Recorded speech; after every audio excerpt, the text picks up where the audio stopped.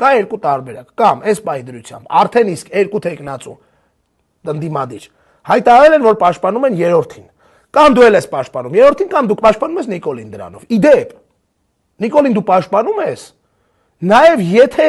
չես ասում, որ Նիկոլին ես պաշտպանում։ Իսկ այս ընտրություններում Նիկոլին պաշտպանելը դա հանցագործություն է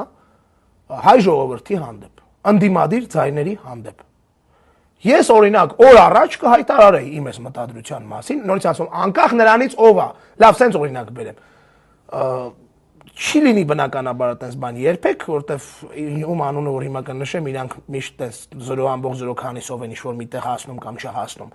Բայց եթե անգամ օրինակ Անդրանիկ Թևանյանն ենք լինեին այդ տեղում ու ես լինեի իրանիցից հետո երկրորդը, ես միանշանակ այս հայտարարությունը կանեի։ Ու նորից եմ ասում, օր առաջ կանեի դա, որովհետև լիքը հարցեր են առաջացնում, ու այդ հարցերի տակ կան օբյեկտիվ բաներ։